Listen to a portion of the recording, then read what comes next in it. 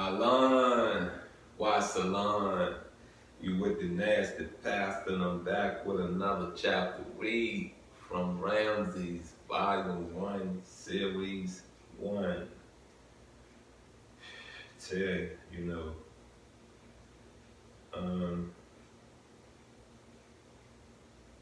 we're in troubling times. I say that to you, you know what I mean? And you can pay attention.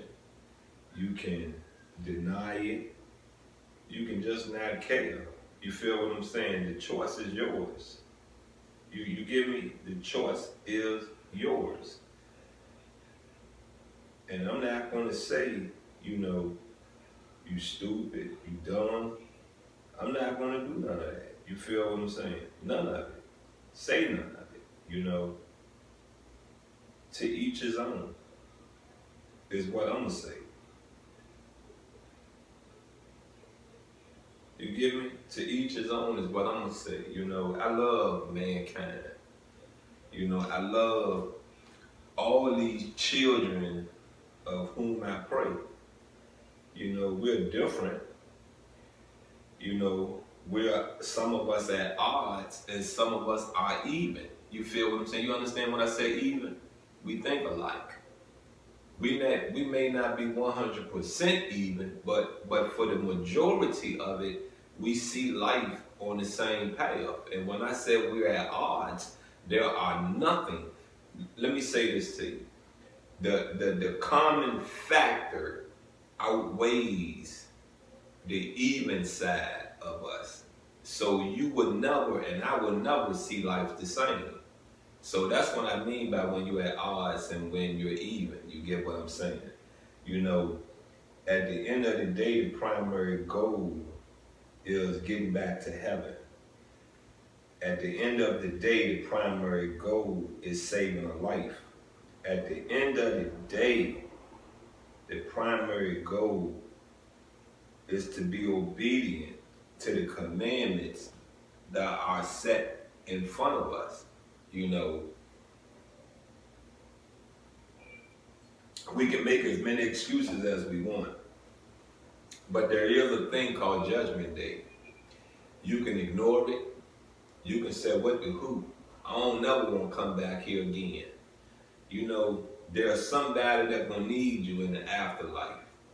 There's somebody that's going to need you in your resurrection. You feel what I'm saying? You're here for a purpose. Yeah, you're here for a purpose. So don't give up fighting just because this particular moment in time of your life is a struggle. Don't give up. Whom we pray to does not put nothing on us we cannot handle. You get me? We cannot handle. You can do this. You have to pick yourself up. You have to look at what's ahead of you. You have to reflect on the things in your past to maintain a better presence to have a better future. Let's get into this reading. This is the first part of chapter 20. Ramses stayed another week at the Mura harem without finding a chance to see Nefertari again. Moses' efficiency was rewarded with extra assignments, leaving him little time to spend with his friend. However, the talks they did have were a source of strength for them both, and they vowed to keep a keen edge on their heightened consciousness. Heightened consciousness. Come on, man. They done tapped into something. Yeah. Heightened consciousness. It's growth. You feel what I'm saying? Your conscience. You know what a conscience is, right? You know what a conscience is, right? Cool. I ain't wasting no more time. I'm going in this dictionary right now. We're gonna make we're gonna get enough out of this first part of this reading. The news that Seti's younger son was visiting quickly spread through the harem. Elderly noble women asked to speak with him. Some, it was clear, had tried all their earlier listeners. Any number of instructors and administrators had requests for him. The head of the harem showed him every consideration, hoping Ramses would put in a good word with his father. It became a major undertaking to find a quite quiet corner where he could sit and read. Feeling like a prisoner in paradise, he gathered his bag, his reed mat, and walking stick, and left without a word to anyone. Moses would understand. And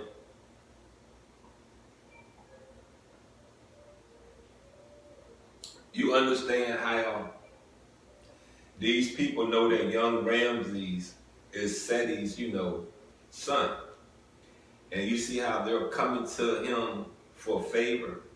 You get me? For favor. I get it. I understand it. You know what I mean? And I get that they're not able to speak to the Pharaoh. You get what I'm saying? They're not able to really speak to the Pharaoh so they see young Ramses amongst the people and they feel comfortable to approach him to get a message to the Pharaoh. You get what I'm saying? I get that and I understand that 100%. You get what I'm saying? I do. But sometimes you have to go through the protocol and the steps to be heard. You get me? To be heard. I could have passed a CD on, one of my first CDs on, to a I'm not gonna call him a local artist because he made it out of Richmond, Virginia, for real, for real. His music, for real, went all the way to the West Coast. And if he would have, I feel if he would have stayed out on that West Coast, yes, we wouldn't have got the conscious music, the original classical hip hop music out of him because he would have had to conform to, record sales for real, for real. You get what I'm saying? And when I said conform, I mean that, he would have had to change some things about how he was spitting. You get what I'm saying? And like I said, I never call him a local artist, you know what I mean? But we're out. I got my son with me, my cousin Dre with me. Matter of fact, we're at Chuck E. Cheese. I'm doing the same thing he doing. Or let's just say he's doing the same thing I'm doing. We're both out on the weekend spending time with our kids. Mixtape done. I'm not going to say I know him personally. I know of him. I've been around him before. You get what I'm saying? I've never really sat down and had a real conversation with him or a buddy, friend type of thing with him, but I knew who he was when I seen him. You understand what I'm saying? Before the video, like I said, I've been around him before. But we in Chuck E. Cheese. I got the mixtape in my cousin's car, and I'm just sitting. I said, "Oh man, that's dude. I said, cuz, give me the keys. I'm going out here to get this mixtape, and I'm gonna hand this to him." And I'm not really thinking right there in the moment. But as I get to the car, go get this mixtape, and really it's a demo. You get what I'm saying? Really it's a demo. As I'm walking back, I'm sitting there saying to myself, if you was an artist out here with your son, do you really want to be approached right now with this music mess? Do you really want to be approached? So I just did it. And I thought about it, kept looking at him, and he saw me, he looked up, you know what I mean? We nodded, and I just kept thinking, and when I looked at his son, I said, son, I ain't doing this. You know what I mean? This man probably don't even get enough time, spend enough time with his child. And I'm not gonna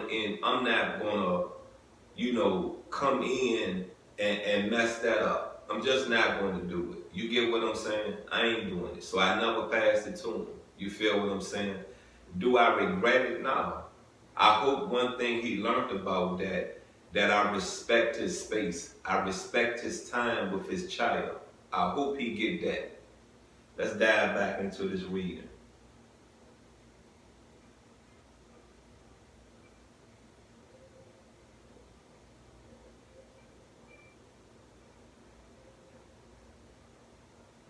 The news that said the younger son was visiting quickly spread. Okay, we did that.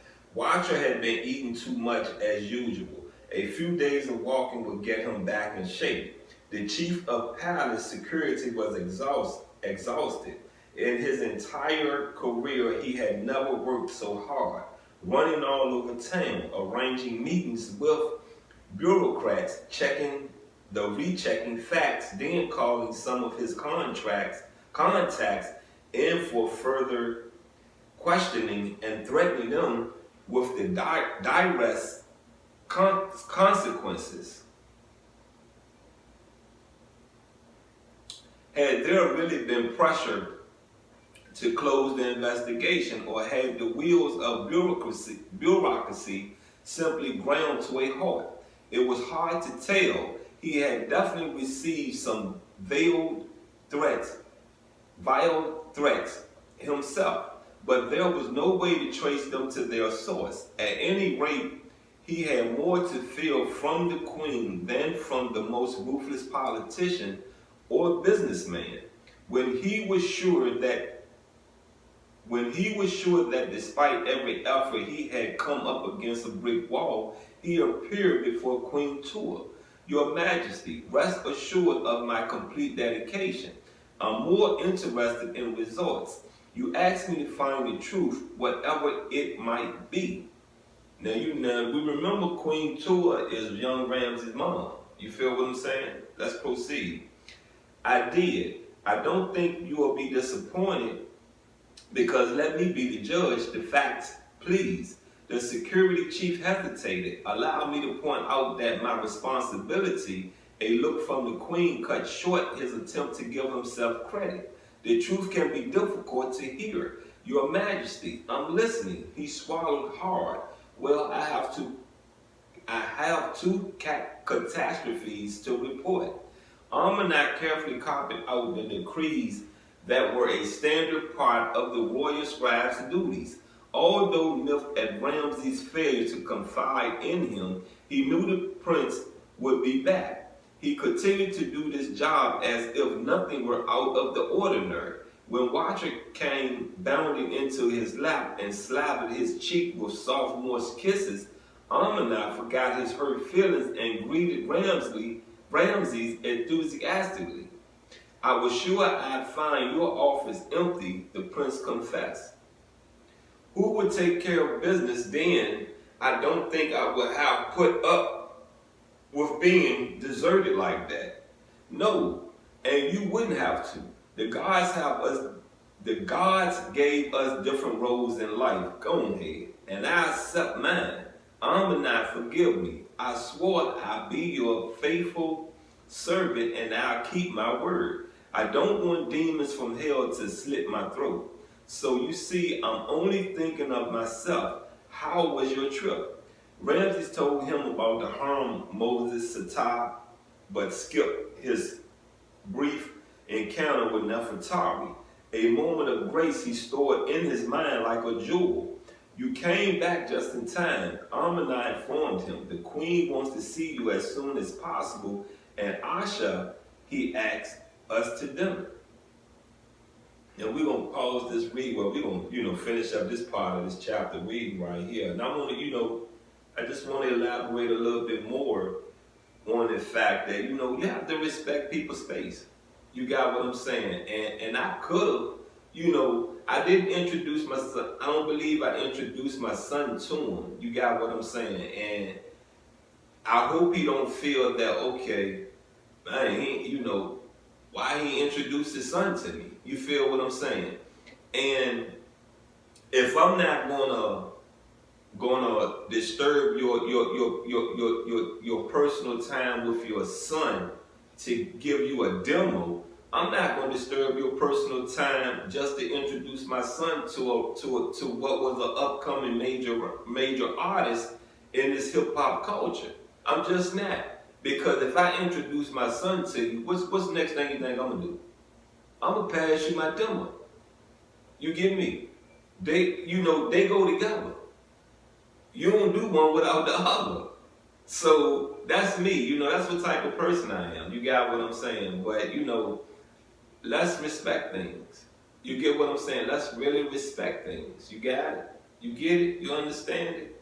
There's some fruit in this. There was some fruit in this chapter 20, early start of this reading. You know what I mean? Let's just, keep coming in, keep tuning in. You feel what I'm saying? I say this to you, the more we read, the more we get an understanding of ourselves.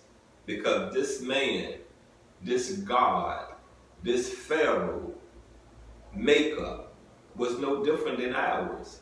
You feel what I'm saying? No different than ours. This God, this man, this ancestor of ours had choices to make. Some of them was bad. You get me? Some of them was bad. Some of them was, a lot of it was detrimental to the African culture. You've been with the nasty pastor. I'm out and I love you.